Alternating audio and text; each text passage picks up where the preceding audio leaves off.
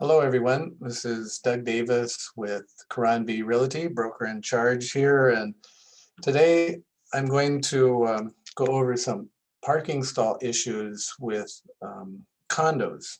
This is for sure a buyer beware.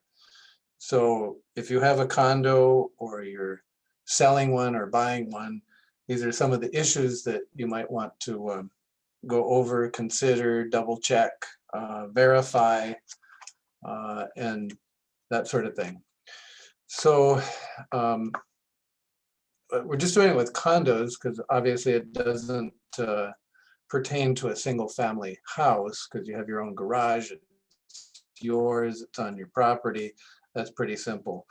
But in a condo, you are initially given through the CPR document, the declaration, a list of all the condo numbers with the associated parking stall or parking stalls. And that's pretty simple. But along the way, this is where the problems start. Back in the beginning, when we started building all of our condos here, the developer would name the parking stall with the number of the unit up above. So if you were in 501, you would have parking stall 501. Well, they found out that burglars would look to see if you're home and then go up to your unit. And way back, we didn't have as much security as we do now. So the building then would renumber, repaint, renumber all of the parking stalls. All right, the proper way to do that is to amend the declaration and record it at the bureau. Okay, so individuals that might switch with another neighbor because of who knows what reason, but many reasons, maybe easier access or a convenience, then they should also amend the declaration, but so many do not. And maybe they don't even know about it and it's not told to them, so they just switch. And then they sell their unit and they say, this is the unit I've been parking it for 15 years, it's my unit, and it just gets perpetuated. Another thing is, in the deed, our local attorneys very rarely search for and state the parking stall number. So their usual caveat is just any parking stall included in the sale. So that doesn't have the research going into it, and you have deed after deed, transfer after transfer, and it doesn't specify the parking stall number. So that doesn't help at all. You would get title insurance when you buy them, buy your condo unit, and that would include your parking stall because it's pertinent to the unit. Storage lockers as well would be part of that if they're attached to the unit. Sometimes they are. And then something that happened in Waikiki, this is just another factoid on parking stalls, is that a lot of people sold in Waikiki their parking stalls for a good amount of money to maybe a car rental company, or people that did business in Waikiki and they had lots of employees. So they went into these various buildings and they solicited and obtained dozens of parking stalls to the detriment of the building. So these people had no parking stall and no place to park their cars after a conveyance. So the legislature passed a law saying that if you can only sell a parking stall to a condo owner.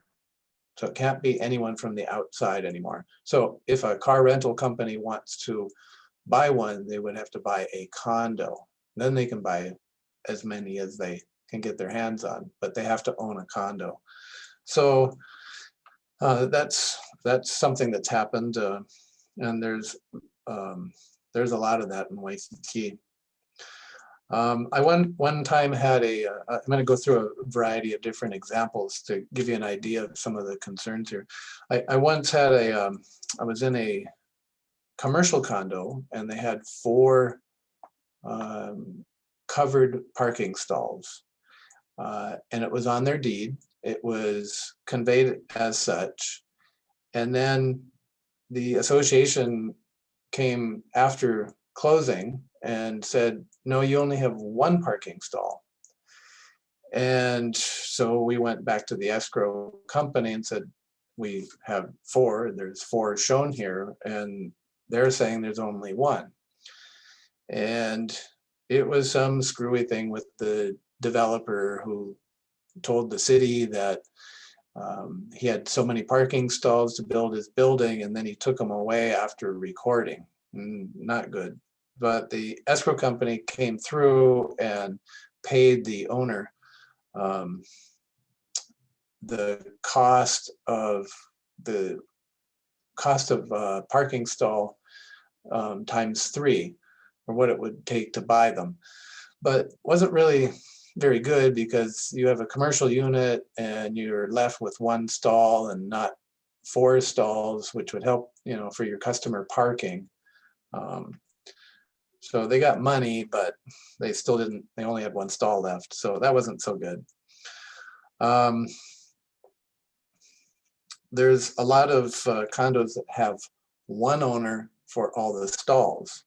So they rent them. So you have to pay an additional fee. So you want to look at, make sure that you have the right to a stall, but maybe you have to pay a fee. So you want to look into that.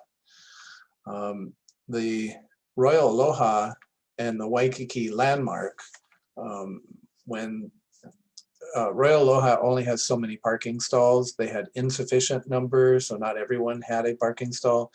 So when the Waikiki Landmark was built across the street, the city mandated that the developer build additional parking stalls in addition to the number that they had to build for all the units in the complex.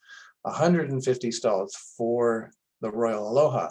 So now everyone, for a fee, that wants it for Royal Aloha, they have priority to be able to rent those parking stalls at a market rent, but they have them. So that was interesting. Now, however, the city is passing a lot of legislation eliminating parking. They've gone the other direction now. So last week I mentioned about ADUs. If you're within a mile of the rail, you don't have to have any parking for your unit, for your family, for a rental. That doesn't seem like a good idea. And then the affordable housing apartment building law that they passed 2 years ago or so. No parking is required. And the thought is that people will ride the rail. So you can be the judge on that. But definitely we don't have enough parking in this town. It's tough. So there you go, buyer beware. These are the many things that you might want to look into when you buy a condo to verify that parking stall is what you think it is, because it might not be. There you go. I invite any questions anyone else has for other topics. Love to hear from you, and have a great week. It's Doug Davis, broker in charge, Crombie Realty. Thank you.